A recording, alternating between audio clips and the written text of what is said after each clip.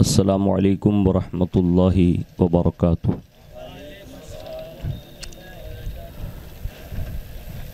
الحمد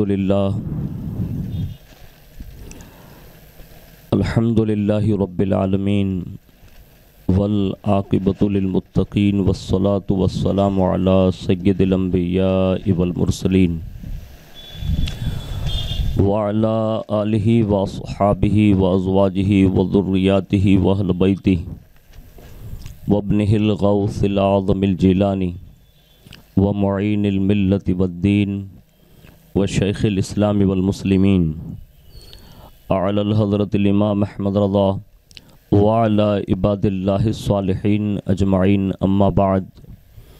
فاعوذ باللہ من الشیطان الرجیم، بسم اللہ الرحمن الرحیم۔ یا ایہا الذین آمنوا استعینوا بالصبر والصلاۃ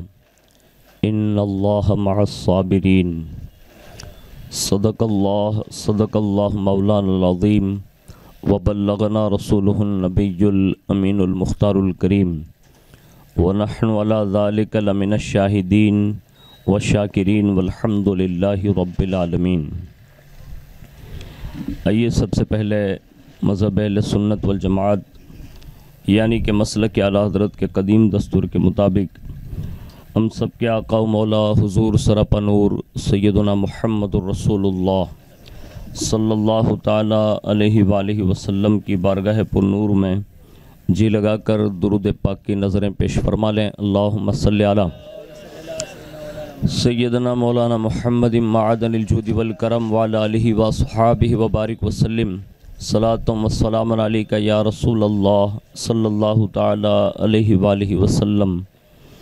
نبی اور آل نبی پر ایک بار اور محبت سے جی لگا کر درود شریف پیش کر لیں۔ اللہم صلی علی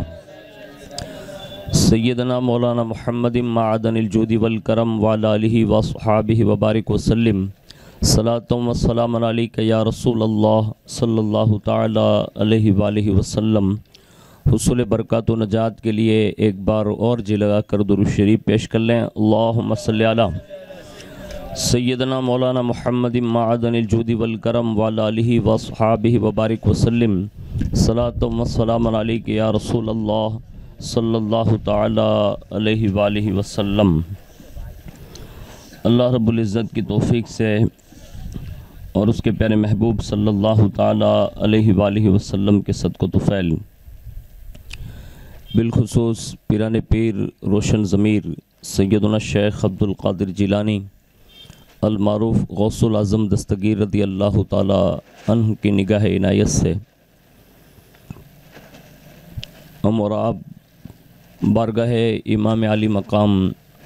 امام عرش مقام سید الشہداء تاجدار کربلا سرکار امام حسین رضی اللہ تعالیٰ عنہ کی بارگاہ میں خراج عقیدت پیش کرنے کے لیے حاضر ہیں۔ اللہ تبارک و تعالیٰ ہماری آپ کے سب کی حاضری کو قبول فرمائیں اور اس حاضری کو ہم سب کے لیے مدینۃ الرسول کی حاضری کا سبب بنائیں۔ میں اپنی گفتگو کا آغاز مائے ناز ان اشعار کے ساتھ کرنے کی سعادت حاصل کرتا ہوں جو کسی نے اہل بیت اطہار کی شان بیان کرتے ہوئے یوں عریضہ پیش کیا تھا کہ اس راز سے واقف ہے زمانے والے، اس راز سے واقف ہے زمانے والے، سارے زندہ ہے محمد کے گھرانے والے، سارے زندہ ہیں محمد کے گھرانے والے، اور مٹ گئے مٹتے ہیں مٹ جائیں گے آخر، مٹ گئے مٹتے ہیں مٹ جائیں گے آخر، اے شبیر تیرا نام مٹانے والے، اے شبیر تیرا نام مٹانے والے۔ اور کہتے ہیں روتے ہیں اس لیے بھی کہ ٹکڑوں کی شکل میں، روتے ہیں اس لیے بھی کہ ٹکڑوں کی شکل میں بکھرا پڑا تھا خاک پر کنبہ بطول کا، بکھرا پڑا تھا خاک پر کنبہ بطول کا، اور شجر و حجر زمین و زماں رو دیے خضر، شجر و حجر زمین و زماں رو دیے خضر، کربلا میں دیکھا حال جو آل رسول کا، کربلا میں جو دیکھا حال آل رسول کا، اور وہ حسین جس نے نماز میں تیری سنتوں کو بڑھا دیا، وہ حسین جس نے نماز میں تیری سنتوں کو بڑھا دیا، کبھی تیر کھا کے رکوع کیا، کبھی سر کو سجدے میں جھکا دیا،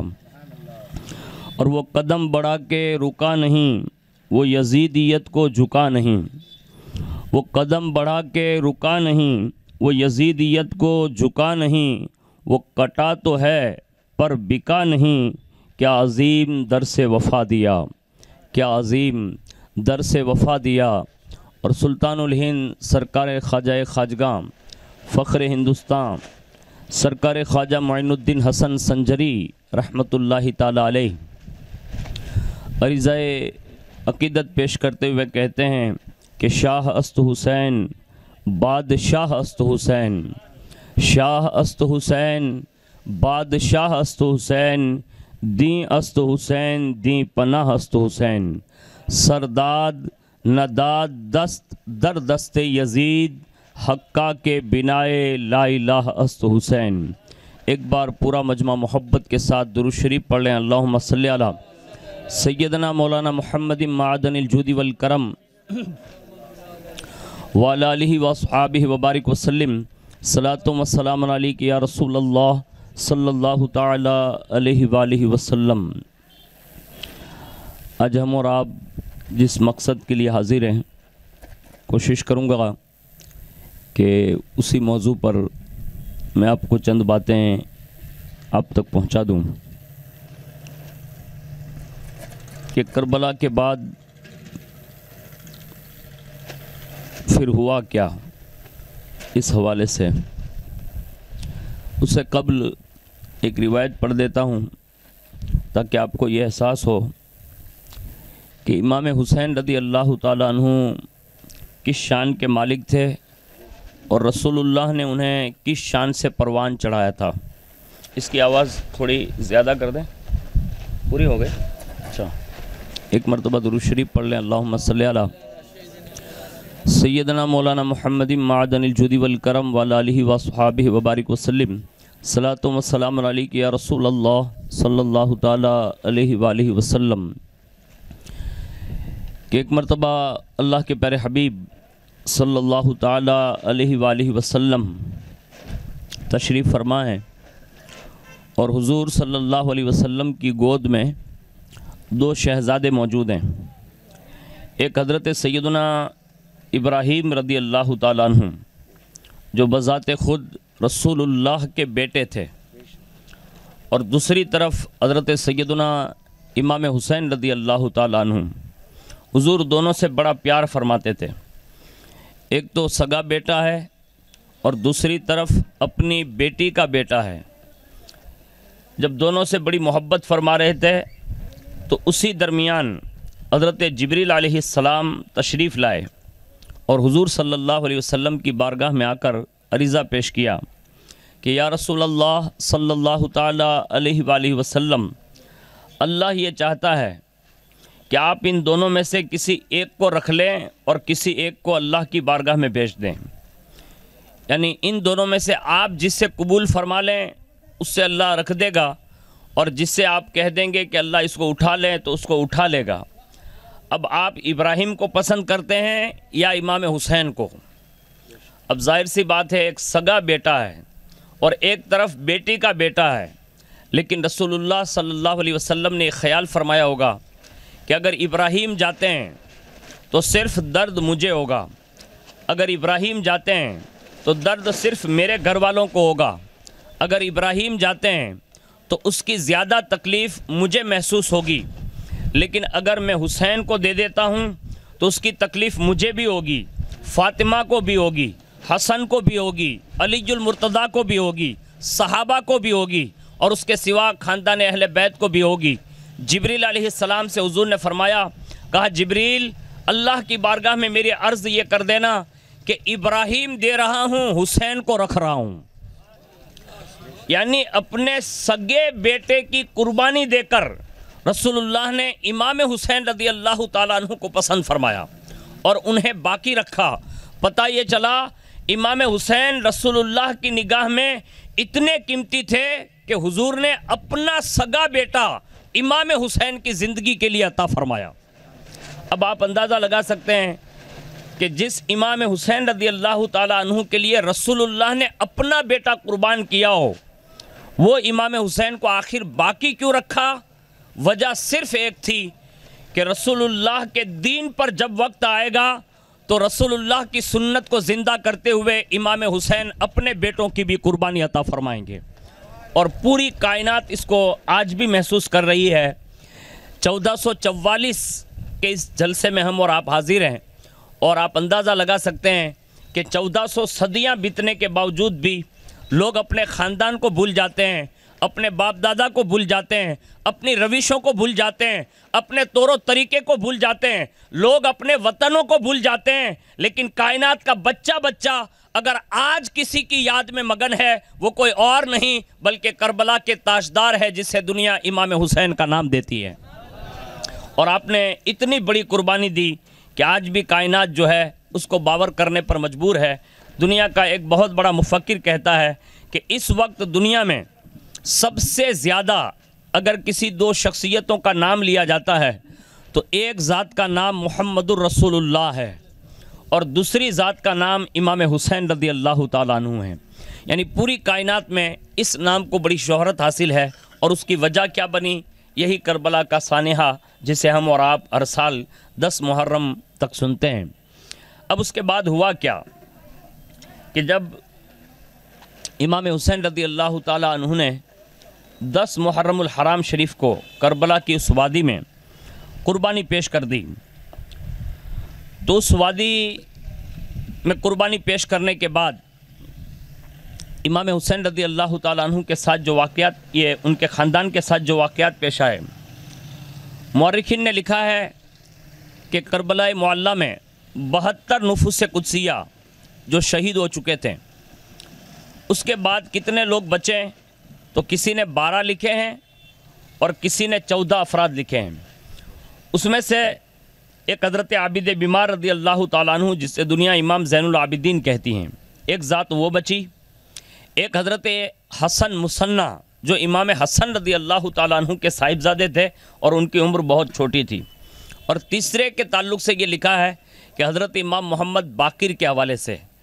اب اس میں اختلاف بھی ہے، اور کم و بیش 11 ازواج تھی، یعنی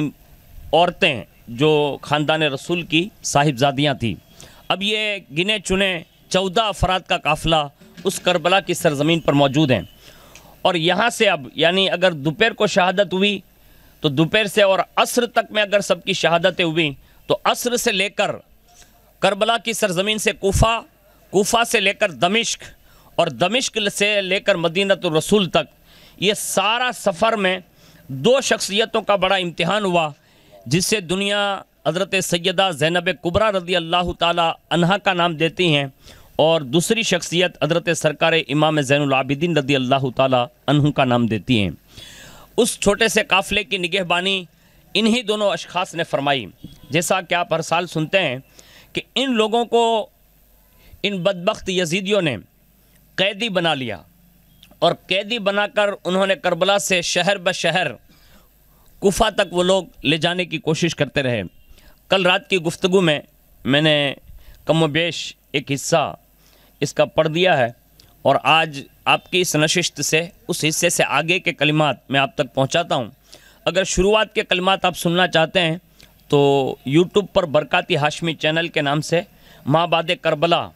اس کا تھوڑا سا حصہ آپ اس پہ سن لیں گے۔ جیسے ہی حضرت امام حسین رضی اللہ تعالیٰ عنہ کے ان تمام شہداء کے سروں کو الگ کر دیا گیا، اور سب سرداروں نے ایک ایک سر اپنے ہاتھوں میں نیزے پہ چڑھا کے رکھ لیے، اس میں سے امام حسین کا سر انور جو تھا وہ خلی بن یزید اس نے اپنے ہاتھ میں لیا، اور یہ کربلا کی سرزمین سے جیسے ہی وہ آگے بڑھا تو سب سے پہلے وہ اپنے گھر گیا، اور اس کے ہاتھ میں امام حسین رضی اللہ تعالیٰ عنہ کا سر انور تھا۔ جیسے وہ گھر میں داخل ہوا اور امام حسین رضی اللہ تعالیٰ عنہ کے سر انور کو اس نے چھپانا چاہا، تو گھر میں تو بیوی تھی، بال بچے تھے، تو سب سے چھپانا اتنا آسان تو نہیں تھا، کیونکہ ایک انسان کا سر اتنا جلدی چھپایا نہیں جاتا۔ تو اس بدبخت نے کیا کیا کہ امام حسین کے سر کو چھپانے کے لیے اس نے تنور جو جل رہا تھا، یعنی جس کو اپنی بھاشا میں کہتے ہیں چولہا، اس میں اس نے حضرت امام حسین رضی اللہ تعالیٰ عنہ کے سر انور کو رکھا تاکہ گھر والوں کو پتہ نہ چلے۔ اور جیسے ہی اس نے رکھ دیا، تھوڑی دیر ہوئی تو بیوی نے پوچھا کہ آپ کہاں گئے تھے؟ تو کہا کہ یزید کی مخالفت میں کسی نے سر اٹھایا تھا، میں اس کی سرکوبی کے لیے گیا تھا۔ تو بیوی جب تنور کی طرف بڑھی، یعنی چولہے کی طرف بڑھی، تو اس نے کیا دیکھا کہ وہاں امام حسین رضی اللہ تعالیٰ عنہ کا سر انور ہے۔ تو پوچھا یہ کن کا سر ہے؟ تو کہا کہ یہ یزید کے خلاف جنہوں نے آواز اٹھائی تھی یہ ان کا سر ہے، یعنی کچھ بولا نہیں، یعنی پہچان نہ دی کہ یہ امام حسین ہے۔ اب اس کی بیوی جو تھی وہ نیک اور پارسا تھی، اس نے جیسے ہی دیکھا نا، رات میں جب وہ تہجد کے لیے اٹھی تو اس نے تنور کی طرف دیکھا تو کیا دیکھا کہ چولہے کے اندر سے روشنی نمودار ہو رہی ہے، یعنی جہاں امام حسین کا سر انور رکھا ہوا تھا وہاں سے روشنی نکل رہی ہے۔ سوچنے لگی کہ تنور میں آگ کی چنگاری تو میں نے ختم کر دی تھی، آخر یہ روشنی کیسے آئی؟ اس کو حیرت ہوئی۔ جب وہ کیفیت دیکھ کر وہ دیکھنے کے لیے وہاں بڑھی تو دیکھا کہ اس چولہے کے چاروں طرف چند بیویاں موجود ہیں، یعنی خواتین موجود ہیں، عورتیں موجود ہیں۔ اس میں سے تنور میں سے ایک بیوی نے، جو خواتین بیٹھی تھی عورتیں، اس نے سر نکالا اور خلی کی بیوی نے غور سے دیکھا نا تو وہ نورانی شعاعیں اسی سر انور سے نکل رہی تھی جو آسمان کی طرف جا رہی تھی۔ ان میں سے آنے والی ان مقدس بیویوں نے اس سر انور کو لیا اور سب سے پہلے انہوں نے مشک اور گلاب کے ذریعے ان خواتین نے جو غائبانہ طور پر آئی تھی انہوں نے صاف کیا، ستھرا کیا، عطر لگایا، سندل لگایا، یہ ساری چیزیں لگا کر اس سر انور کو صاف کرنے کے بعد بڑی محبت کے ساتھ ایک خاتون نے سر انور کو سینے سے لگایا، آنکھوں سے اس کی آنسو جاری تھے اور پھوٹ پھوٹ کر اس سر انور کو دیکھتے ہوئے وہ رونے لگی۔ یہاں تک کہ اس کے بعد فرمایا اس خواتین نے، اس میں سے ایک خاتون بولی، اے میرے لخت جگر، اے میرے شہید مظلوم، اللہ تعالیٰ قیامت کے دن تیرے خون ناحق کا حساب فرمائے گا اور میرے ہاتھوں سے اس وقت تک عرش کا وہ پایا نہ چھوٹے گا جب تک کہ تیرا پورا پورا خون بہا نہ لے لوں گی۔ یعنی یہ کہہ کر انہوں نے یہ الفاظ خراج عقیدت کے طور پر پیش کیے۔ خلی کی بیوی کہتی ہے کچھ دیر کے بعد محترم خواتین جو تھی وہ ساری کی ساری سر انور کو تنور میں رکھ کر واپس چلی گئی اور سن انور سے وہی نور کی شعاعیں نکلتی رہی۔ یہ منظر دیکھنے کے بعد خلی کی بیوی فوراً اٹھی اور تنور سے سن انور کو باہر نکالا اور غور سے اس سر انور کو دیکھنے لگی، یعنی امام حسین کے سر انور کو اس نے غور سے دیکھا۔ اور چونکہ بارہا خلی بن یزید کی بیوی جو تھی اس نے بارہا امام حسین کا دیدار کیا تھا، یعنی ظاہری زندگی میں دیکھ چکی تھی، وہ تو پہچان لیا۔ کہا یہ سر تو کسی اور کا نہیں بلکہ ماں خاتون جنت کے بیٹے حضرت امام حسین کا ہے، یعنی وہ پہچان گئی اور ایک چیخ ماری اور چیخ مارتے ہی اس کے ہوش اڑ گئے اور وہ بے ہوش ہو کر گر پڑی۔ لیکن جیسے بے ہوش ہوئی تو ایک پس منظر اور اسے دیکھنے کو ملا، یعنی ایک تو ظاہری آنکھوں سے دیکھا، ایک پس منظر اور دیکھا کہ چند بزرگ تشریف لائے ہیں اور فرماتے ہیں اس خلی کی بیوی سے، اے عفیفہ خوف نہ کر، یعنی ڈر نہیں، ہراساں نہ ہو، خوف زدہ نہ ہو، تجھے ڈرنے کی ضرورت نہیں ہے، یہ کام، یہ جرم تیرے شوہر نے کیا ہے، اس کا حساب تجھ سے نہ لیا جائے گا۔ یعنی اسے اس کے خوف کو دور کیا گیا کیونکہ وہ بے ہوش ہو چکی تھی اور امام حسین کے سر انور کو دیکھ لیا تھا، تو کہا یہ تجھ سے نہیں لیا جائے گا حساب، تو اس سے بری ہے۔ تو خلی کی بیوی نے پوچھا ابھی ابھی جو خواتین آئی تھی وہ کون ہے؟ یعنی اب سے پہلے میں نے سر کی آنکھوں سے دیکھا کہ سر کے پاس کچھ عورتیں بیٹھی تھی، آخر ان میں سے یہ تھی کون؟ تو ان بزرگوں نے جواب دیا اس میں جس شخصیت کو تو نے دیکھا کہ سر انور کو سینے سے لگا کر وہ رونے لگی وہ کوئی اور نہیں بلکہ وہ ماں خاتون جنت تھی۔ اور دوسرے نمبر پر ارشاد فرمایا، کہا دوسری جو خاتون تھی وہ حضرت خدیجۃ الکبریٰ تھی، چوتھی جو خاتون تھی وہ حضرت صدیقہ حضرت مریم بنت عمران تھی۔ یعنی اس طرح سے ان مقدس خواتین کا ان بزرگوں نے نام لیا اور اس کے بعد فوراً ہی خلی کی بیوی ہوش میں آ گئی اور سن انور کو تعظیم اور تکریم کے ساتھ ایک بلند مقام پر رکھا اور اپنے شوہر کو جگایا، یعنی خلی بن یزید کو جگایا اور کہا اے سیاہ بدبخت، تو نے یہ کیا کیا؟ یعنی یزید کے کہنے پر تو یہ کہتا تھا کہ ایک باغی کو لے آیا ہوں، یعنی اس کے سر کو لے آیا ہوں، اور میں نے جب اس سر انور کو دیکھا تو یہ کسی اور کا سر نہیں، یہ جگر گوشے رسول حضرت امام حسین کا سر ہے، اور تو کان کھول کر سن لے، تو نے جب امام حسین کے ساتھ یہ کیا ہے تو آج سے تیرا اور میرا کوئی رشتہ نہیں ہے۔ یہ کہہ کر خلی بن یزید جو ہے اس کی بیوی وہاں سے نکلی اور آخری کلمات اس کے یہ بیان کیے جاتے ہیں، کہا کہ میں دنیا میں بھی تجھ سے بیزار ہوں اور آخرت میں بھی بیزار ہوں۔ یہ کہہ کر اس نے چادر اوڑھی اور باہر نکل گئی۔ پھر لوگوں کو پتہ نہیں چلا کہ خلی بن یزید کی بیوی کہاں تشریف لے گئی، لیکن اس نے اپنے شوہر سے ہمیشہ ہمیش کے لیے ناطہ اس لیے توڑ دیا کہ اس کا شوہر قاتلان حسین میں سے ایک تھا، تو یہ رشتہ داری اس نے وہیں سے ختم کر دی۔ اس کے بعد مختلف منزلیں طے کرتا ہوا یہ قافلہ یکے بعد دیگرے اہل کوفہ کی طرف، یعنی کوفہ شہر کی طرف یہ قافلہ بڑھا، لیکن جیسے ہی کوفہ کے اندر یہ اہل بیت اطہار داخل ہونے والے تھے تو ان بدبختوں نے، یعنی کوفہ والوں نے وہاں کیا دیکھا کہ گورنر جو ابن زیاد تھا کوفہ کا، اس نے پورے شہر کو سجا کر رکھا ہے اور اس نے ایک مجلس بٹھا کر رکھی، اہل بیت اطہار کو قیدیوں کی طرح اس مجلس میں یعنی دربار میں بلایا۔ میدان کربلا میں سے شمر ابن سعد، خلی، سنان ابن انس، یہ سارے بڑے بڑے جو پاپی تھے وہ سب کے سب جو ہے ان کے اوپر ظلم و ستم توڑتے ہوئے کوفہ کے اندر ان کو داخل کر رہے ہیں۔ اور جیسے ہی اب ابن زیاد کی باری آئی تو امام پاک رضی اللہ تعالیٰ عنہ کا سر انور جب ابن زیاد کے سامنے رکھا گیا، اس نے ظلم کی انتہا کر دی اور اس نے یہ کلمات کہے، اس پاپی نے، بدبخت نے، امام حسین کے خلاف۔ اس نے کہا خدا کا شکر ہے کہ ہم نے دشمنوں پر فتح پائی، ہمارے دشمنوں پر اللہ نے سختی ڈالی اور باطل مٹ گیا اور حق غالب رہا۔ یہ یزید کا ایک سردار بول رہا۔ بس ابھی اس کے یہ کلمات ابھی اس نے ختم ہی کیے تھے کہ مولا علی کی صاحبزادی حضرت زینب سے رہا نہیں گیا، یعنی ماں خاتون جنت کی سگی بیٹی ہے، اس کے یہ پاپ بھرے جملے ان سے برداشت نہ ہوئے۔ انہوں نے اسی وقت کہا سنے ابن یزید، اے ابن زیاد، الحمدللہ الذی کرمنا بمحمد وطہرنا تطہیرا، کہا اس رب کا شکر عظیم ہے جس نے ہمیں رسول اللہ کے ذریعے عزت عطا فرمائی ہے۔ یعنی تو یہ کہتا ہے کہ تجھے فتح ملی، نہیں، ہمیں رسول اللہ کے ذریعے فتح ملی ہے، اور سن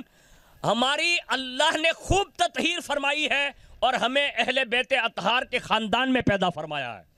یعنی تجھے اللہ نے غالب نہیں کیا ہے، اللہ نے ہمیں پاک اور صاف ستھرا بنایا ہے، یہ کہا۔ اور اس کے بعد فرمایا اے بے حیا ابن زیاد، سن کیف رأیتم قدرت اللہ تعالیٰ نے،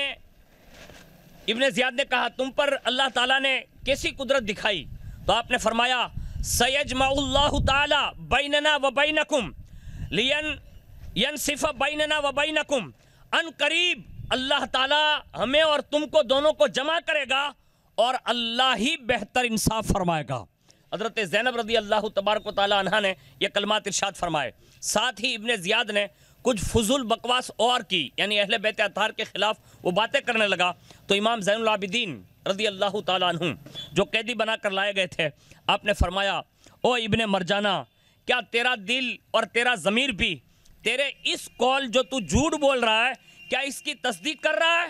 یعنی تو امام حسین کو باطل کہہ رہا ہے اور یزید کو سچا کہہ رہا ہے، کیا یہ تیرا دل مانتا ہے اور تیری غیرت تجھے یہ گوارا کرتی ہے کہ تو یہ جملہ کہے کہ امام حسین باطل تھے اور یزید حق پر تھا؟ کیا یہ تیرا دل قبول کر رہا ہے؟ وہ خاموش رہا، کچھ بولا نہیں۔ پھر فرمایا افسوس ہے تیری تیر گئی عقل پر کہ وہ حسین جو وفا کے اندر اللہ اور اس کے رسول کی طرف مائل تھے اور ان کے خلاف جو باطل پرست تھے یعنی یزید تھے، ان کے خلاف وہ کھڑے ہوئے، اور تو حسین کو باطل پرست کہہ رہا ہے اور یزید کو حق پرست کہہ رہا ہے جو اللہ اور اس کے رسول کا باغی تھا۔ ابن زیاد نے جب امام زین العابدین رضی اللہ تعالی عنہ کی یہ حق گوئی سنی یعنی سچ کہا نا تو وہ بفر گیا. اس نے پوچھا یہ جوان کون ہے؟ یعنی امام زین العابدین کی طرف اشارہ کیا اور یزیدیوں سے پوچھا یہ جوان کون ہے؟ کسی نے کہا یہ امام حسین کے صاحبزادے ہیں یعنی ان کے بیٹے ہیں. ابن زیاد نے صفاقانہ لہجے میں کہا کہ خاندان حسین میں سے کسی مرد کو زندہ نہیں دیکھنا چاہتا, انہیں بھی لے جاؤ اور انہیں بھی قتل کر دو. ابن زیاد نے یہ حکم دیا امام زین العابدین کے حوالے سے. کوتوال شہر اس نیت سے آگے بڑھا کہ امام زین العابدین رضی اللہ تعالیٰ عنہ کو قلعے سے باہر لے جا کر آپ کو بھی شہید کر دیں. یعنی ابھی یہ منظر ابن زیاد نے کوفہ کے اندر اپنے گورنر ہاؤس میں بنایا کہ امام زین العابدین کو شہید کرنے کی پلاننگ ہوئی اور باقاعدہ کوتوال انہیں باہر لے جانے لگا. اتنے میں حضرت زینب جو رسول اللہ کی نواسی تھی, امام حسین کی سگی بہن, وہ آگے بڑھی اور امام حسین رضی اللہ تعالیٰ عنہ کے لخت جگر امام زین العابدین کو اپنی آغوش میں لے لیا, یعنی انہیں اپنے سینے پر چمکا لیا اور اس کے بعد فرمایا اے ابن زیاد, اگر زین العابدین کو قتل کرنا ہے تو پہلے ان ساری خواتین کو قتل کر دے.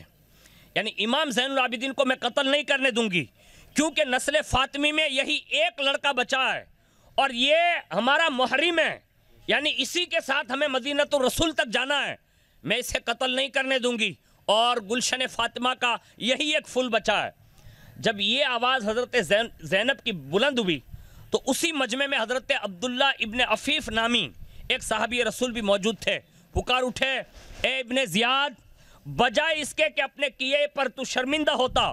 تو خوشی اور مسرت کا اظہار کر رہا ہے اور نسل حسین کی آخری شمع کو بھی بجھا دینا چاہتا ہے. خبردار, امام زین العابدین کے قتل کا ارادہ نہ کرنا ورنہ تیرا انجام بھی اور اہل کوفہ کا بھی برا انجام ہوگا. اور ابھی سن لے, ابھی اس بھرے مجمع میں لوگ دیکھ لیں گے کہ امام حسین کے خلاف اور ان کے بیٹے کے خلاف اگر تو نے کوئی سازش کی تو یہ بڑا مجمع دیکھے گا کہ تیرے خلاف تیرا انجام کیا ہوتا ہے. ابن زیاد اس وقت جب حضرت عبداللہ ابن عفیف کی آواز سنتا ہے تو وہ جانتا تھا کہ کوفہ اور ملک شام کے اندر حضرت عبداللہ ابن عفیف کا خاندان بڑا تھا, تو وہ سہم گیا. کہا اگر میں نے عبداللہ ابن عفیف کے خلاف کوئی بات کی تو ہو سکتا ہے کہ ان کے خاندان کے لوگ کھڑے ہو جائیں اور میرے خلاف کوئی پلاننگ نہ بنا لے. تو اس نے خاموشی میں ہی اپنی بھلائی سمجھی. اس کے بعد ابن زیاد نے اسی مجمع میں ایک چھڑی اٹھائی اور چھڑی اٹھانے کے بعد اس نے امام حسین رضی اللہ تعالیٰ عنہ کے سر انور کی جانب سے چھڑی کی اور گستاخانہ انداز میں ہنستے ہوئے وہ چھڑی جو ہے امام حسین کے لب یعنی ہونٹ مبارک تک اس نے لگانا شروع کیا اور وہ چھڑی کے ذریعے چاہتا تھا کہ امام حسین کے دانت مبارک جو تھے اس کو بھی وہ شہید کرنا چاہتا تھا. اتنے میں حضرت زید بن ارقم ایک صحابی رسول گزرے ہیں, وہ وہیں بیٹھے ہوئے تھے. انہوں نے جب دیکھا نا تو بھڑک گئے اور فرمایا اے خبیث, تو ان لبوں کو اپنی چھڑی سے چھو رہا ہے اور ان کے دندان مبارک کو شہید کرنا چاہتا ہے. رب کعبہ کی قسم, تو اپنی چھڑی وہاں سے ہٹا لے, میں نے اپنی ان آنکھوں سے بارہا دیکھا ہے کہ رسول اللہ ان لبوں کو چوما کرتے تھے, اس کو تو ہٹا لے. یعنی چھڑی اس کی ہٹوائی اور اس کے بعد یہ سن کر ابن زیاد جو ہے غصے میں آ گیا اور حضرت زید بن ارقم سے کہا کہ تم بوڑھے ہو چکے ہو اس لیے میں تمہیں کچھ کرتا نہیں, یعنی تمہارے خلاف کوئی سازش نہیں کرتا, ورنہ اگر تم بوڑھے نہیں ہوتے نا تو میں تمہیں بھی قتل کروا دیتا. حضرت زید بن ارقم نے کہا تجھے آل رسول پر رحم نہیں آیا اور تم مجھ پر رحم کی باتیں کر رہا ہے, یعنی میرے بڑھاپے کی باتیں کر رہا ہے. اے ابن زیاد, ایک غصہ دلانے والی بات اور بھی سن لے. کنہوں نے کہا؟ یہ زید بن ارقم نے کہا سن لے, میں نے بارہا حضور کو دیکھا ہے, ایک زانو پر حضرت امام حسن کو دیکھا ہے, ایک زانو پر امام حسین کو دیکھا ہے, اور دونوں شہزادوں کو حضور اپنے زانو پر بٹھا کر سروں پر اپنا دست اقدس پھراتے تھے اور ارشاد فرماتے تھے اے اللہ, میں نے تیرے پاس اور تیرے مومنین صالحین کے پاس یہ دونوں میں نے امانتیں سپرد کر دی ہیں. یعنی یہ رسول اللہ کی امانتیں تھی. اے ابن زیاد, تو نے امانت رسول کے ساتھ برا سلوک کیا ہے. اے ابن زیاد کے ساتھیوں, تم نے ماں خاتون جنت کے چہیتے فرزند حسین کو قتل کیا ہے. اے ابن زیاد, تو سن لے, تیری یہ سرداری ہمیشہ باقی نہ رہے گی, تیرا یہ ظلم ہمیشہ باقی نہ رہے گا. ایک دن سن, اللہ تم سے ضرور اس کا بدلہ لے گا. اور جن لوگوں نے شہادتیں دی ہے اللہ کل بھی ان سے راضی تھا اور آج بھی اللہ امام حسین سے راضی ہے. یہ کہہ کر حضرت زید بن ارقم نے یہ خطبہ پڑھا. ابن زیاد نے جب یہ ساری باتیں حضرت زید بن ارقم سے سنی تو اس کو غصہ آیا. اس نے ایک تدبیر مطلب ان کو مٹانے کے لیے ایک تدبیر جو ہے بنائی اور اس نے ایک جملہ کہا اللہ تعالیٰ کا شکر ہے جس نے حق کو ظاہر کیا اور معاذ اللہ یزید کو فتح دی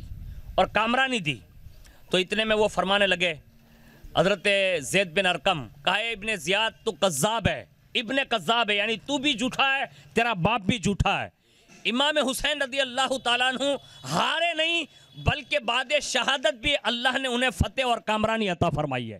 یعنی ابن زیاد کو یہ جواب دیا. حضرت عبداللہ ابن عفیف جو صحابی رسول تھے وہ فوراً بول اٹھے، اے ابن زیاد تو جھوٹا، تیرا باپ بھی جھوٹا، یزید جھوٹا. اور فرمایا تف ہے تیرے پر کہ صدیقین اور صالحین کی جگہ کھڑا ہو کر تو جھوٹی باتیں کر رہا ہے، یعنی کرسی پر بیٹھ کر تو ایسی باتیں کر رہا ہے، تجھے شرم نہیں آتی. آخرکار ابن زیاد سے یہ رہا نہیں گیا، سنا نہیں گیا، اس نے فوری طور پر قتل کرنے کا حکم دیا. لیکن اس وقت حضرت عبداللہ ابن عفیف کی قوم نے انہیں کسی صورت سے بچا لیا. مگر جب رات ہوئی نا تو ابن زیاد کے آدمی حضرت عبداللہ ابن عفیف کو معاذ اللہ وہ شہید کر چکے. ایک بزرگ فرماتے ہیں کہ جب سرحائے شہداء کوفہ کے اندر داخل ہو رہے تھے تو میں نے دیکھا کہ میں دور تھا اور امام حسین کا سر انور جب کوفہ میں داخل ہو رہا تھا تو میں نے دور سے دیکھا کہ امام حسین رضی اللہ تعالیٰ عنہ کے لب اقدس جو ہے وہ ہل رہے ہیں. وہ کہتے ہیں کہ جب میں قریب گیا نا تو میں نے صاف صاف سنا کہ امام حسین قرآن عظیم کی تلاوت کرتے ہوئے یوں ارشاد فرما رہے تھے، جو قرآن کی آیت پڑھ رہے تھے، وَلَا تَحْسَبَنَّ اللَّهَ غَافِلًا عَمَّا يَعْمَلُ الظَّالِمُونَ. فرمایا اللہ تعالیٰ ظالموں کے ظلم سے غافل نہیں ہے، یعنی اللہ تعالیٰ ظالموں کے ظلم کو جانتا ہے اور وہ باخبر ہے. یعنی امام حسین کی ایک کرامت یہ دیکھی. اس کے بعد ابن زیاد کے پاس جو یہ سر انور لایا گیا تھا تو اس نے سر انور کو اٹھایا ہاتھ میں، اور جیسے ہی سر انور کو اٹھا کر غور سے دیکھنے لگا تو امام حسین کے سر انور کی یہ کرامت ظاہر ہوئی کہ وہ اتنا بڑا پہلوان اور سردار ہونے کے باوجود بھی امام حسین کا سر انور ہاتھ میں لیتے ہوئے ایسے لرزہ طاری ہو گیا. یعنی جیسے ایسا لگتا تھا کہ امام حسین کا خوف اس پر طاری ہوا ہو، اور ایسے لرزہ یہاں تک کہ سر انور اس کے ہاتھ سے گر جاتا. اسی درمیان ایک خون کا قطرہ جو امام حسین کے حلق مبارک سے یعنی سر انور سے ایک خون کا قطرہ ٹپکا، اور وہ جیسے ہی ابن زیاد کی ران پر یعنی اس کے جبے پر گرا تو اس کی یہ قبے کو یعنی جبے کو اس خون کے قطرے نے توڑا، اور سوراخ کرتا ہوا اس کی ران کو اس نے توڑا، یہاں تک کہ جس تخت پر بیٹھا تھا اس کو بھی توڑا، یہاں تک کہ ان سب کو چیرتا ہوا وہ زمین میں غائب ہو گیا. اور ابن زیاد کے تعلق سے لکھا ہے کہ امام حسین کے ایک خون کے قطرے نے ابن زیاد کو سزا یہ دی کہ جہاں سے امام حسین کا خون کا قطرہ گرا تھا وہاں زندگی بھر اسے ناسور رہا، یعنی اسے زخم رہا، اور اس کے بعد اس کے زخم میں اتنے کیڑے پڑے اور اتنی بدبو پھیلی کہ وہ ہمیشہ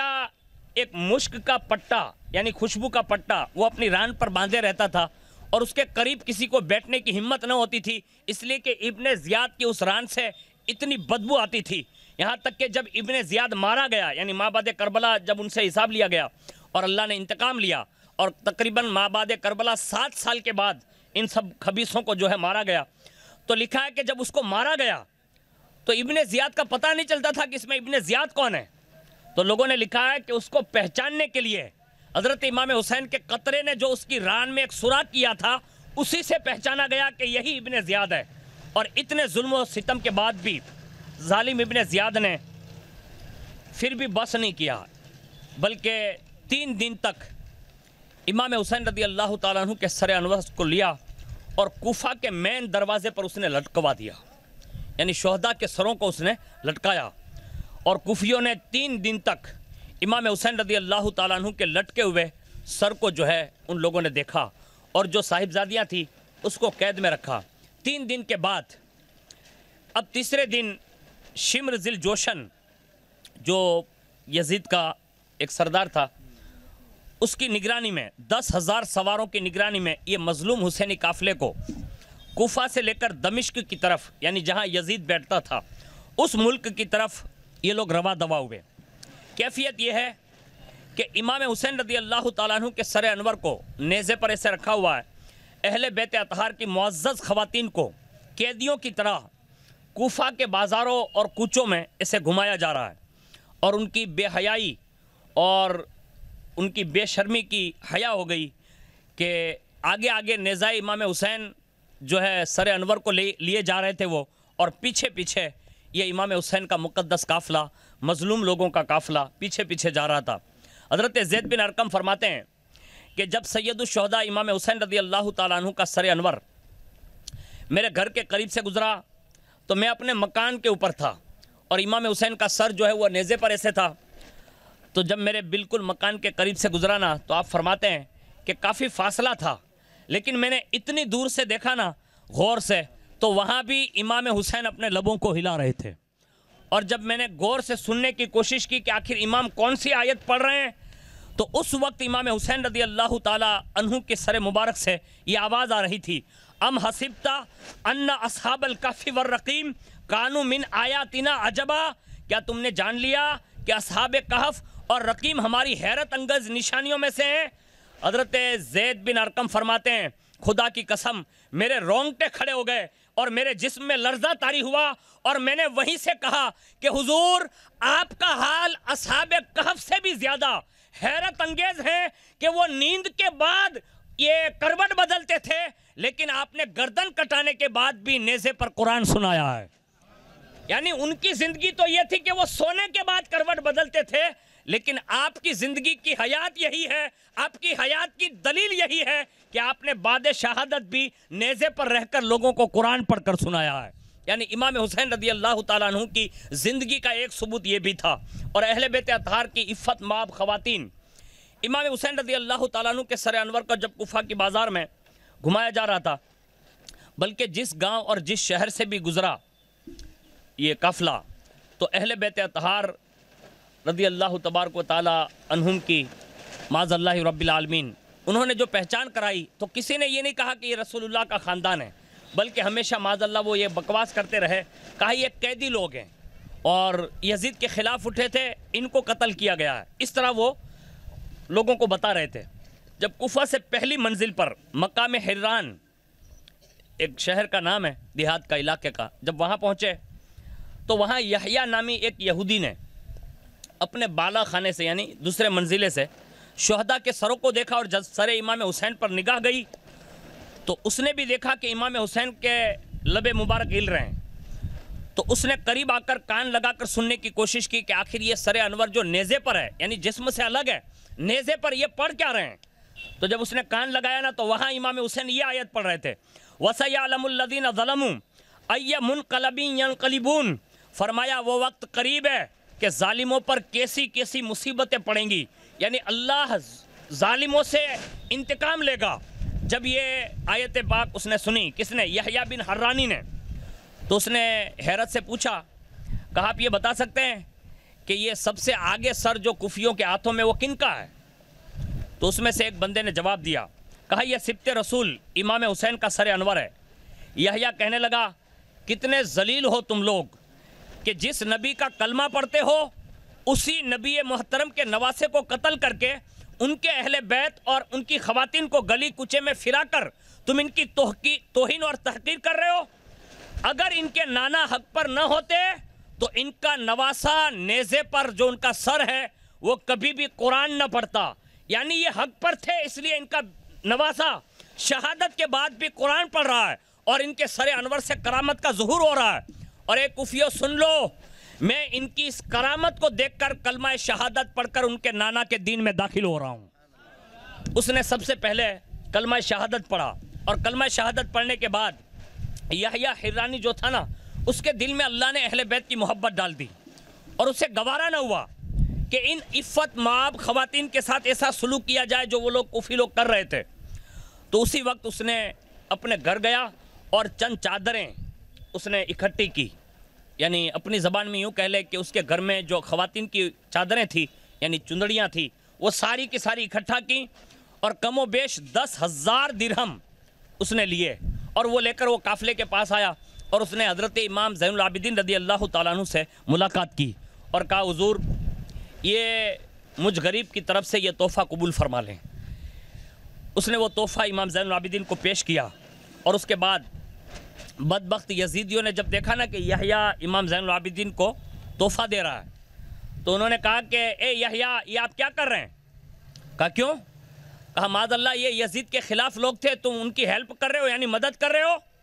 تو یزید تمہیں باقی نہیں رہنے دے گا، یعنی تم سے بدلہ لے گا۔ جیسے انہوں نے یہ کہا نا، تو کیونکہ وہ کلمہ تو پڑھ چکے تھے، یعنی یحییٰ حرانی، تو ان کا جو ہے جوش ایمانی وجد میں آیا، اور غیرت ایمانی میں انہوں نے کہا یزیدیو، اگر تم یہی کہتے ہو کہ یزید مجھ سے بدلہ لے گا، تو یزید تو بعد میں لے گا، پہلے یحییٰ تم سے بدلہ لے گا۔ یعنی تم نے امام حسین کے خاندان کے ساتھ یہ سلوک کیا۔ انہوں نے تلوار نکالی اور کھڑے ہو گئے، کہا تم میں سے جو طاقتور ہے میرا مقابلہ کرے۔ حضرت یحییٰ حرانی نے اس وقت ان کوفیوں کو کم و بیش 5 لوگوں کو واصل جہنم کیا، یعنی اسی قافلے میں سے 5 یزیدیوں کو مارا، اور اس کے بعد وہ بھی لڑتے لڑتے امام حسین رضی اللہ تعالیٰ عنہ کے سر مبارک کے سامنے ہی اپنی جان بھی اللہ کی راہ میں انہوں نے پیش فرما دی، یعنی وہ شہید ہو گئے۔ پتہ یہ چلا میرے امام کا سر جہاں سے گزرتا تھا نا، کسی کو کلمے کی دولت دیتا تھا، کسی کو شہادت کا تاج زرین عطا فرماتا تھا۔ یعنی یہ امام حسین رضی اللہ تعالیٰ عنہ کی زندہ کرامتیں انہوں نے اسی دنوں میں دیکھی۔ اور اس کے بعد حران سے چل کر یہ قافلہ جب موصل کے قریب پہنچا، تو کوفیوں نے امام حسین رضی اللہ تعالیٰ عنہ کے سر انور کو ایک پتھر پر رکھا، اور جیسے ہی وہ پتھر پر رکھا تو کیا دیکھا کہ امام حسین کے سر انور سے ایک قطرہ اس پتھر پر آ کر جم گیا، اور جیسے ہی وہ پتھر پر جمع، اس کے بعد مورخین نے لکھا ہے کہ فوری طور پر وہ خشک ہو گیا، یعنی جیسے وہ خون کا قطرہ گرا تو خشک ہو گیا۔ لیکن مورخین نے لکھا ہے کہ جب بھی 10ویں محرم آتی تھی تو اس پتھر پر امام حسین رضی اللہ تعالیٰ عنہ کے خون کا قطرہ تازہ ہو جاتا تھا، یعنی زندگیوں میں لوگوں نے اس پتھر پر امام حسین کے اس خون کے قطرے کا دیدار کیا اور وہ تازہ بن جاتا تھا۔ اس کی ایک بڑی تاریخ رہی ہے، اور اس وقت سے لے کر، یعنی امام حسین کا سر انور جب سے گزرا تب سے لے کر عبد الملک بن مروان کے زمانے تک امام حسین کی یہ کرامت برابر ظاہر ہوتی رہی، اگرچہ اب وہ قطرہ خون بظاہر موجود نہیں ہوتا، پوشیدہ کر دیا گیا ہے، لیکن مشہد نقطہ کے نام سے آج بھی اسی موصل میں آج بھی امام حسین کے اس قطرے کا ایک گنبد بنا ہوا ہے، جہاں پر لوگ آج بھی دیدار کے لیے جو بغداد شریف اور عراق، ایران وہاں جاتے ہیں، تو آج بھی ان کا دیدار اس پتھر کا کروایا جاتا ہے۔ اور اس کے بعد جب موصل میں شمر نے اپنے قافلے کو آگے بڑھایا، تو موصل کے اندر سوچا کہ وہاں وہ قیام کرے گا، تو وہاں موصل کے اندر جو حاکم تھا، یعنی بادشاہ تھا وہاں کا، جس کا نام عماد الدولہ نام دیا جاتا ہے، اس نے جب باشندگان نے شہر نے دیکھا کہ امام حسین کے سر انور کو لیا اور یہ سب لوگ آ رہے ہیں، تو ان لوگوں نے سوچا کہ یہ ظالم لوگ ہیں جو کسی شہیدوں کے سروں کو لے کر گھوم رہے ہیں شہر بہ شہر۔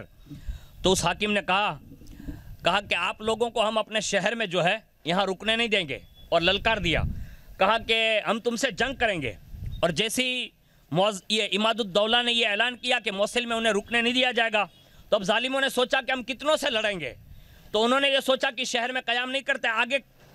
بڑھا دیا اس نے، شمر نے، اور جیسے آگے بڑھا نا تو نصیبین میں قیام کیا، یعنی نصیبین ایک شہر کا نام ہے، تو وہاں جیسے اس نے ارادہ کیا نا، تو وہاں کا جو حاکم تھا جس کا نام منصور بن الیاس تھا، یہ عماد الدین دولہ نے تو رکنے نہیں دیا، یعنی امام حسین کے خلاف یزیدیوں نے جو کارنامے انجام دیے تھے اسے پتہ چل گیا تھا، اس نے اپنے شہر میں ٹھہرنے نہیں دیا، تو سوچا نصیبین میں ٹھہرے، اور نصیبین کا جو یہ حاکم تھا نا، وہ یزید کا چاپلوسی تھا، یعنی یزید کا سرگنا کہہ لیں۔ اس نے کیا کیا، یزیدیوں کی خوشامد کے لیے اس نے شہر کو سجوایا، اور پورے شہر میں سجوا دجوا کر اس قافلے کی بے حرمتی کے لیے، معاذ اللہ رب العالمین، یعنی خاندان اہل بیت اطہار کی بے حرمتی ہو، اس لیے اس نے لوگوں کو گھمانے کے لیے پورا شہر سجایا، اور جیسے ہی اندر لا کر شمر نے وہاں ٹھہرنے کی وہ کی نا کہ میں یہاں رکوں گا، تو اللہ کی قدرت دیکھیے کہ اللہ کا قہر شہر نصیبین پر ہی آیا کہ جب ان بدبختوں نے امام حسین کی توہین کرنا چاہی اور اہل بیت اطہار کی توہین کرنا چاہی، ابھی شہداء کے سر دروازے کے اندر داخل بھی نہ ہوئے تھے، اس سے پہلے اللہ رب العزت نے اس شہر پر زبردست بجلی گرائی، یہاں تک کہ آدھے سے زیادہ شہر جو ہے جل کر خاک ہو چکا تھا، یعنی اللہ کا عذاب نازل ہوا، قہر الہی نازل ہوا. اور شمر نے جب یہ دیکھا نا کہ آدھے شہر پر اللہ کا غضب نازل ہوا ہے، وہاں سے وہ نکلا، یعنی اس شہر نصیبین سے، اور اس نے علاقہ حلب میں مطلب پڑاؤ کیا. اور وہاں جا کر ایک پہاڑ تھا، وہاں معموری نام کا ایک گاؤں تھا، معمورہ نام کا، وہاں گیا اور وہاں جا کر اس نے اس میں دامن میں پناہ لی. اب جیسے ہی معمورے میں وہ شہر پناہ گزی ہوا، تو ایک روایت میں آخری بیان کر دوں جس سے آپ کو یہ اندازہ ہوگا کہ امام زین العابدین رضی اللہ تعالی عنہ اور اہل بیت اطہار کو بظاہر وہاں کوئی پہچانتا نہیں تھا، لیکن قدرت کا کرشمہ دیکھیے کہ اللہ رب العزت جب چاہتا ہے نا تو اللہ ایسے اسباب بناتا ہے کہ جہاں کوئی پہچانتا بھی نہ ہو وہاں بھی اللہ پہچانے کروا دیتا ہے. جیسے وہ پہاڑ کے درمیان جیسے وہ ان لوگوں نے قافلے کی مطلب پناہ گزی ہو گئے، تو وہاں جو شہر تھا معمورہ نام کا، تو وہاں کے بارے میں لکھا ہے کہ جب یہ وہاں کا شہر معمورہ کا حاکم جو تھا اس کا نام عزیز تھا، عزیز بن ہارون. وہ رات میں سو رہا ہے، اور جب رات میں سویا نا تو کیا دیکھا کہ خواب میں حضرت موسیٰ علیہ السلام تشریف لائے رات کی تنہائی میں، اور اس نے موسیٰ علیہ السلام کا دیدار کیا، ساتھ میں ہارون علیہ السلام بھی ہیں، اور دونوں پیغمبر زارو قطع رو رہے ہیں. تو اس نے خواب میں پوچھا کہ حضور آخر یہ رونے کا سبب کیا ہے، یعنی آپ کیوں رو رہے ہیں، آخر وجہ کیا ہے؟ تو حضرت موسیٰ علیہ السلام نے فرمایا اس حاکم سے جو موسیٰ علیہ السلام کا کلمہ گو تھا، تو کہا عزیز تجھے معلوم نہیں پیغمبر نبی آخر الزماں صلی اللہ علیہ وسلم کے لخت جگر حضرت سیدنا امام حسین رضی اللہ تعالیٰ عنہ کو یزیدیوں نے میدان کربلا میں شہید کیا ہے، اور ابھی ابھی وہ حسینی قافلہ تیرے پہاڑ کے دامن میں ٹھہرا ہوا ہے، یعنی تیرے شہر کے پہاڑ کے دامن میں، اور ان کے ساتھ ساتھ امام حسین کے اور شہداء کے سارے اور ایک چھوٹا سا قافلہ ہے، ان کے ساتھ امام حسین کا ایک سگا بیٹا حضرت امام زین العابدین موجود ہیں. تو ان کے پاس جانا اور انہیں ہمارا سلام پہنچانا. حضرت موسیٰ علیہ السلام کہہ رہے اپنے امتی کو خواب میں کہا ان کو میرا سلام پہنچانا، اور فرمایا اس کے بدلے تجھے جناب امام زین العابدین کی نیک اور صالح کنیز شیرین یہ تجھے تحفے میں دی جائے گی، یعنی انہیں شرف عقد سے تجھے نوازا جائے گا. اور سن اگر تو ہمیں راضی کرنا چاہتا ہے تو ان کے ہاتھوں پر جا کر کلمہ شہادت پڑھ کے تو بھی مسلمان ہو جانا. یعنی موسیٰ علیہ السلام نے اپنے امتی کو یہ پیغام خواب میں دیا. اور اس کے بعد لکھا ہے کہ حضرت شیری کے حوالے سے کہ حضرت شیری جو اس قافلے میں موجود تھی جو امام حسین رضی اللہ تعالیٰ عنہ کی کنیز تھی، اور یہ دور فاروقی میں جب کنیزیں آتی تھی تو فاروق اعظم رضی اللہ تعالیٰ عنہ نے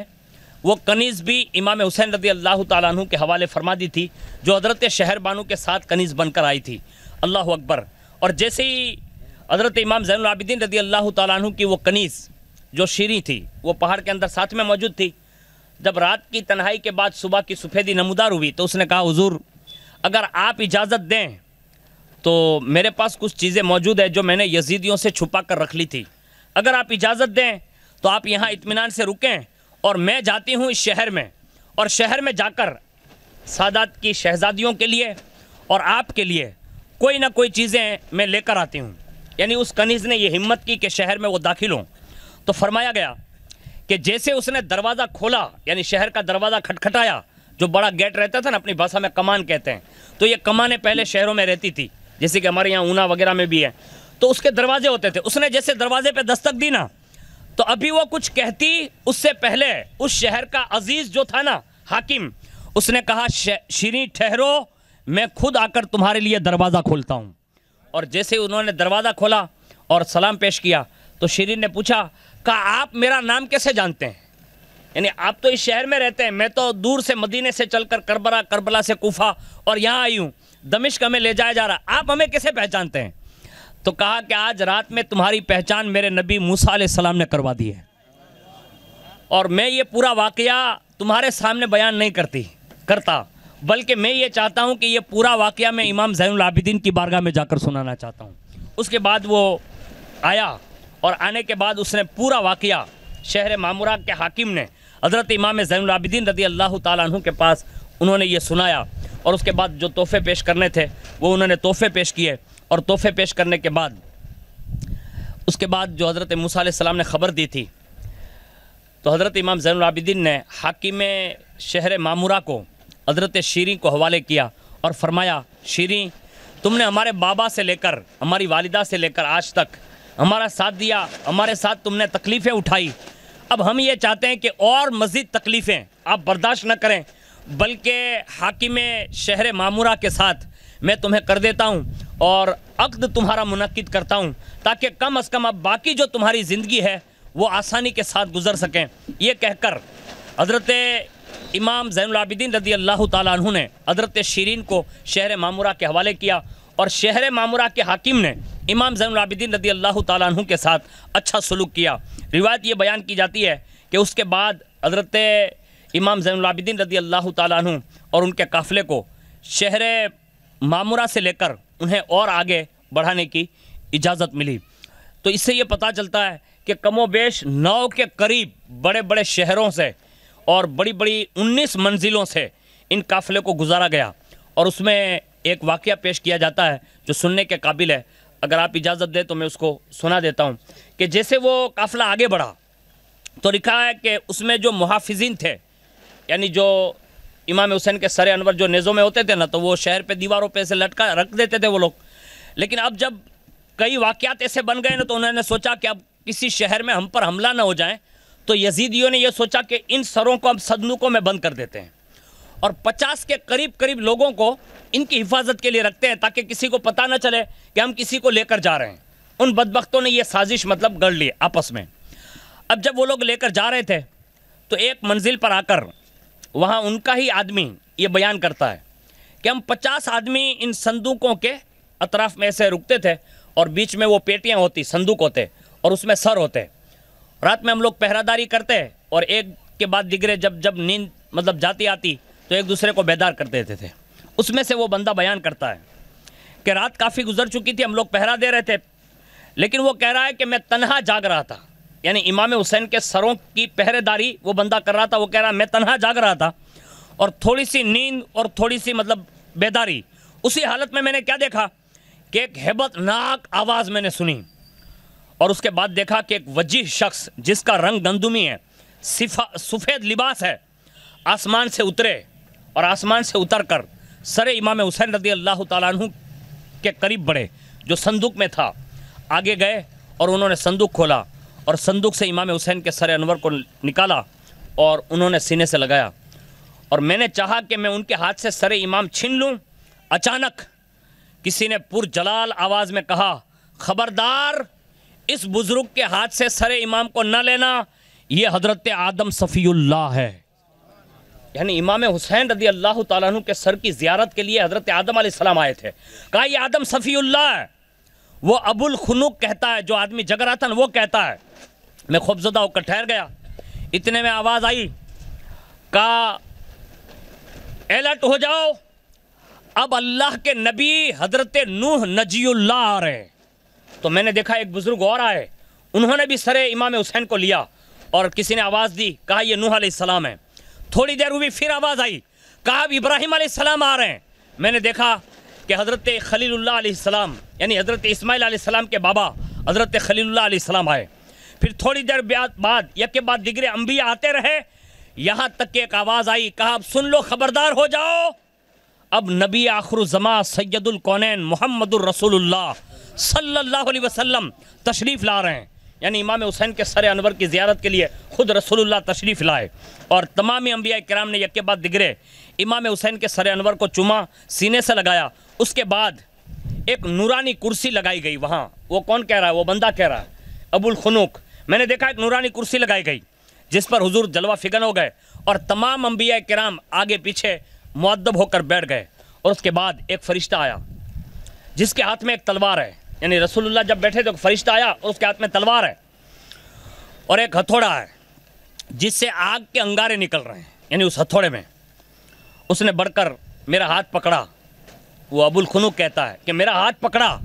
اور مجھے وہ تلوار یا گرز مارنا چاہتا تھا، یعنی وہ ہتھوڑا مارنا چاہتا تھا۔ تو میں نے کہا یا رسول اللہ، میں تو سرکار کے غلاموں میں سے ہوں، یعنی یہ یزیدی کہتا ابو الخنوق، کہا میں تو سرکار کے غلامے سے ہوں، یہ یزیدی لوگ مجھے جبرن اٹھا لائے تھے، یعنی میں کربلا آنا نہیں چاہتا تھا امام حسین کے خلاف، لیکن یہ مجھے جبرن پکڑ لائے۔ لیکن وہ ابو الخنوق کہتا ہے کہ ابھی میں نے اتنا بھی کہا ہی تھا، وہ تلوار اور گرز تو نہ مارا، لیکن اس نے مجھے ایک تھپڑ ماری، یعنی فرشتے نے، اور جیسے ہی تھپڑ ماری اس کے بعد حضور نے وہاں سے اشارہ کیا کہ اس کو چھوڑ دے۔ لیکن وہ ابو الخنوق کہتا ہے کہ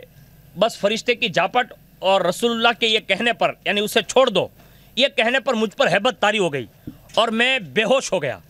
اور بے ہوشی میں ہی میری رات گزری۔ لیکن جب صبح ہوش میں آیا تو میں کیا دیکھتا ہوں کہ میرے ساتھ جو محافظین، ان 50 لوگ جو میرے ساتھ تھے، یعنی وہ صندوقوں کی پہرے داری کر رہے تھے، میں نے کیا دیکھا کہ میں سو کر جب اٹھا صبح میں بے ہوشی کے بعد، تو میں نے کیا دیکھا کہ وہ سارے کے سارے لوگ، یعنی 50 میں ایک کم، ان 50 لوگ سارے کے سارے راکھ بن چکے تھے، ڈھیر بن چکے تھے۔ یعنی اس فرشتے نے اس گرز کے ذریعے اور تلوار کے ذریعے ان 50 یزیدیوں کو وہیں مار دیا تھا۔ اور ابو الخنوق نے جب شمر لعین کے سامنے یہ واقعہ پیش کیا تو شمر نے دیکھا کہ واقعی اس کے رخسار پر جو فرشتے نے تھپڑ مارا تھا نا، وہ بالکل اس کا چہرہ سیاہ ہو چکا ہے۔ اس وقت شمر کے سامنے ابو الخنوق نے جو ہے ایک زوردار چیخ ماری اور وہیں وہ گرا اور وہیں وہ جہنم رسید ہو گیا۔ یعنی پتہ یہ چلا کہ امام حسین کے سر انور اکیلے سفر نہیں کر رہے تھے، بلکہ ساتھ ساتھ میں انبیاء کی روحیں بھی سفر کر رہی تھی۔ یعنی باقاعدہ اس قافلے کے ساتھ نگہبانی کے لیے بنفس نفیس رسول اللہ صلی اللہ علیہ وسلم کی ذات والا صفات بھی سفر کر رہی تھی۔ یہ امام حسین رضی اللہ تعالیٰ عنہ کے بعد کے واقعات میں سے میں نے ابھی 56 صفحے آپ کو پڑھ کر سنائے، 36 سے لے کر ابھی یہ کتاب جو ہے کم و بیش 136 صفحے پر مشتمل ہے، جو مابعد کربلا پر مشتمل ہے۔ ہمارے اور آپ کے وقت کے مطابق ابھی کم و بیش کئی صفحات باقی ہیں جو امام حسین رضی اللہ تعالیٰ عنہ کے اس قافلے کے حوالے سے جو مابعد میں ان لوگوں نے کیا۔ آخر میں جاتے جاتے آپ کی دل جوئی کے لیے ایک بات اور عرض کر دیتا ہوں کہ جو لوگ امام حسین کی محفل سجاتے ہیں، شربت پلاتے ہیں، یا ساتھ ساتھ میں نیاز کرتے ہیں، یا امام حسین کا جلسہ سجا کر لوگوں کو امام حسین کی ان واقعات سے آگاہ کرتے ہیں، تو آخر یہ اصول کب سے ہیں؟ تو میرے پاس ایک کتاب ہے، یہ بھی مابعد کربلا کتاب کا نام ہے۔ اس میں ایک بات لکھی ہے کہ رسول اللہ کے دور میں ایک شخص تھے جن کی بیٹی بیمار ہو گئی تھی، اور وہ بیٹی جو بیمار ہوئی تو وہ رسول اللہ کے پاس لائے، اور اس وقت امام حسین کا بچپنا تھا۔ امام حسین رضی اللہ تعالیٰ عنہ کھیلتے ہوئے حضور کے پاس آتے جاتے تھے بار بار، تو وہ شخص جو اپنی بیٹی کو لائے تھے نا، ان کے جسم پر فوڑے فنسیاں، یعنی ان کا جسم کی جلد جو تھی وہ بگڑ چکی تھی۔ تو حضور سے کہا کہ حضور دعا فرما دیں کہ میری بیٹی اچھی ہو جائے۔ اتنے میں امام حسین ماں خاتون جنت کے حجرے سے نکلے، اور نکل کر کیا دیکھا کہ حضور کی بارگاہ میں ایک چھوٹی سی بیٹی لٹائی ہوئی ہے، اور حضور اس کے حوالے سے کچھ کہنا چاہتے ہیں۔ اتنے میں حضور نے فرمایا شہزادے ادھر آ۔ امام حسین کو قریب کیا اور فرمایا یہ فلاں کی بیٹی ہے، اس کے جسم پر آبلے پڑ گئے ہیں، بیٹے تو اپنا ہاتھ لگا دے تاکہ اللہ اسے شفا عطا فرما دے۔ اللہ اکبر۔ روایت بیان کرنے والے لکھتے ہیں کہ امام حسین کا ہاتھ جہاں جہاں سے گھوم رہا تھا نا، اللہ شفا عطا فرما رہا تھا۔ یعنی امام حسین کے دستے اقدس میں اللہ نے شفا رکھی تھی، وہ بیٹی درست ہو گئی، یعنی شفا یاب ہو گئی۔ اس کا باپ بڑا خوش ہوا، اس نے کہا حضور اب میرے لیے کیا حکم ہے؟ کہا اب تیرے لیے یہی حکم ہے کہ میرے شہزادے کی عمر کی طویل ہو، ایسی تو دعا کرنا، یعنی تجھ سے کچھ اجرت نہیں چاہیے، بس تو دعا کرتے رہنا میرے بیٹے کے لیے، اور کیا چاہیے؟ بس یہ کہہ کر وہ بندہ تو رخصت ہو گیا۔ لیکن وہ بندہ کہتا ہے کہ میں زندگی بھر وہ دن جس دن میں حضور کے پاس گیا تھا، وہ دن روزانہ میٹھا کھانا پکاتا، یعنی اپنی زبان میں یوں کہہ لے کہ میٹھے چاول، وہ میٹھا کھانا پکاتا اور لوگوں کے چھوٹے چھوٹے بچوں کو امام حسین کے نام پر کھلاتا، اور اس میں جو فاتحہ خوانی ہوتی اس میں دعا کرتا تھا کہ اللہ امام حسین رضی اللہ تعالیٰ عنہ کی زندگی کو طویل فرما دے، یعنی لمبی فرما دے، یہ دعا کرتا تھا۔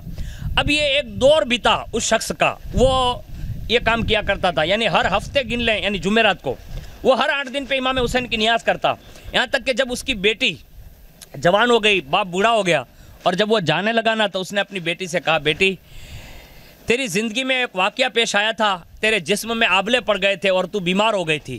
امام حسین کے مقدس ہاتھوں کی وجہ سے اللہ نے شفا عطا فرمائی تھی، میں امام حسین کے نام پر جو ہے لوگوں کو نیاز کھلاتا تھا، بیٹی اب میری موت کا وقت قریب ہے، اب اگر اللہ تجھے وسعت دے، یعنی توفیق دے، اور تو مالدار رہے تو کم از کم ہر جمعرات کو امام حسین کی نام پر لوگوں کو کھانا کھلانا اور ان کی طویل عمر کی دعا کرنا۔ اب یہ بیٹی جو تھی نا اس شخص کی، وہ بھی اپنی زندگی میں نیاز کرتی، لیکن جب سسرال ہو کر یعنی مدینہ شریف سے وہ دمشق یعنی ملک شام گئی، تو ملک شام یہ واقعہ کربلا کے بعد اس کا جو شوہر تھا عبداللہ نام کا، وہ بھی یہ نیاز کرنے میں اس کا سپورٹ کرتا۔ لیکن ایک دن کیا ہوا کہ وہ عبداللہ نام کا جو اس کا شوہر تھا وہ گھر آیا اور کہا کہ نیاز ہو چکی؟ کہا ہاں۔ کہا کسی کو کھلائی تو نہیں نا؟ کہا نہیں۔ کہا یہاں یزید کے قید خانے میں کچھ قیدی لوگوں کو لایا گیا ہے اور میں نے وہاں چھوٹے چھوٹے کچھ بچوں کو بھی دیکھا ہے، کچھ بیویوں کو دیکھا ہے، ایک کام کرنا نا۔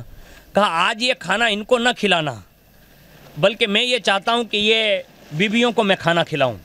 تو وہ دونوں میاں بیوی وہ کھانا پکا کر اس قید خانے میں گئے اور جا کر جیسے ہی حضرت زینب کے سامنے یہ کھانا پیش کیا نا، تو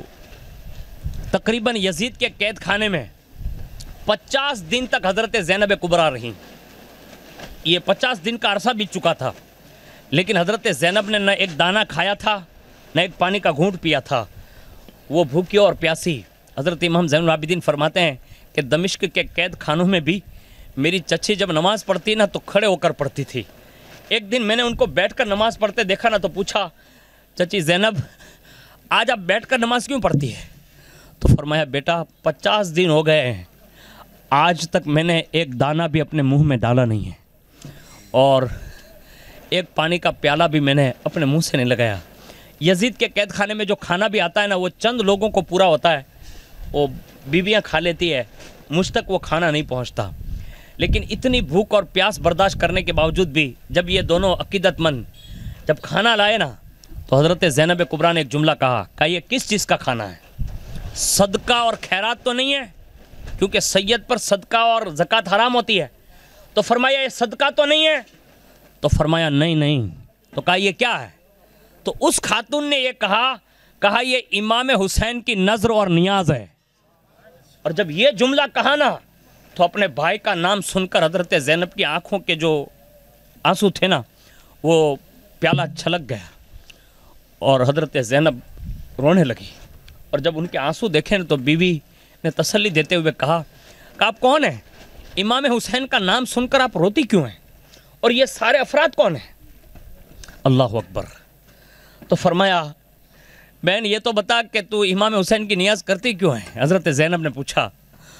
تو کہا اس کی وجہ یہ ہے کہ میں ایک زمانے میں بچپن میں بیمار تھی، وہی امام حسین نے جو ہاتھ لگایا تھا نا تو اللہ نے مجھے شفا عطا فرما دی تھی، بس اس شفا کی بنیاد پر میں امام حسین کی نظر کیا کرتی تھی، میرے باپ کیا کرتے تھے، میں بھی کیا کرتی تھی۔ آج جب ہمیں پتہ چلا کہ کچھ قیدی لائے گئے ہیں تو ہم نے سوچا ان قیدیوں کو کھانا کھلا دیں۔ اتنے میں حضرت زینب نے جب یہ جملے سنے نا تو پھوٹ پھوٹ کر روئی اور اسے چپک گئی۔ اس خاتون نے پوچھا بی بی آپ اتنا کیوں روتی ہے؟ تو کہا بہن پھر تو نیاز کے بعد کیا کرتی ہے؟ تو کہا امام حسین کے عمر کی دعا کرتی ہوں کہ اللہ انہیں طویل عمر عطا فرمائیں۔ تو حضرت زینب نے روتے ہوئے لہجے میں فرمایا، کہا بہن اب لمبی عمر کی دعا نہ کرنا۔ کہا کیوں؟ کہا جس کی لمبی عمر کی نیاز کے بعد تو دعا مانگا کرتی تھی نا؟ کہا ہاں۔ کہا وہ امام دنیا میں نہ رہے، اب دعا کرنا اللہ ان کے درجات اور بلند فرمائیں۔ اور اس کے بعد حضرت امام حسین رضی اللہ تعالیٰ عنہ کا سر انور جو قید خانے کی دیواروں سے لگا تھا، فرمایا جو سر تو دیکھ رہی ہے نا وہ امام حسین کا سر ہے، اور جسے تو دیکھ رہی ہے نا میں ان کی سگی بہن حضرت زینب ہوں، اور جو بچی میری گود میں لیٹی ہوئی ہے نا وہ حضرت سکینہ ہے۔ یعنی یہ ساری داستان قید خانے میں حضرت زینب نے سنائی۔ وہ بہن نے جب یہ سنا تو وہ بھی درد بری داستان سن کر اشک بہانے لگی۔ پتہ یہ چلا کہ یہ امام حسین کی نظر اور نیاز یہ ہمارے اور آپ کے کرنے سے نہیں بلکہ رسول اللہ کے زمانے سے لوگوں نے کرنا شروع فرما دیا تھا اور لوگوں کو کھلاتے تھے۔ میں مبارکباد پیش کرتا ہوں یہاں کے بسنے والے تمام سنی صحیح العقیدہ مسلمانوں کو، بالخصوص ہمارے حاجی صاحب اور ہمارے فاروق بھائی اور اس کے پوری ٹیم کو کہ جنہوں نے امام حسین رضی اللہ تعالیٰ عنہ کے نام پر لوگوں کو کھانا کھلایا، نیازیں کھلائی، شربت پلائے۔ یہ امام حسین ضائع نہیں جانے دیں گے، بلکہ امام حسین اس کا بدلہ ہماری قیامت تک آنے والی نسلوں کو بھی عطا فرماتے رہیں گے، اور امام حسین سے ہمیں امید ہے کہ انشاءاللہ قیامت کے دن بھی امام حسین اس کا بہترین صلہ ہمیں رسول کی شفاعت کی نظر میں عطا فرمائیں گے۔ اللہ تعالیٰ سے دعا کرتے ہیں کہ اللہ تعالیٰ ہمارے اس جلسے کو قبول فرمائیں، امام حسین رضی اللہ تعالیٰ عنہ کی سچی اور پکی محبت نصیب فرمائیں۔ جتنے بھی لوگ حاضر ہوئے اللہ سب کی حاضری کو قبول فرمائیں، جنہوں نے دامِ درہم سکھن حصہ لیا اللہ سب کے حصوں کو قبول فرما کر دونوں جہان کی نعمتوں سے انہیں سرفراز فرمائیں۔ کہنے سننے میں اگر کوئی خطا سرزد ہوئی ہو اللہ امام حسین کے صدقے میں معاف فرمائیں، اور اللہ تعالیٰ قیامت کے دن بھی امام حسین کے جھنڈے کے سائے تلے ہم سب کو جگہ نصیب فرمائیں۔ آمین برحمتک یا ارحم الراحمین۔ السلام علیکم۔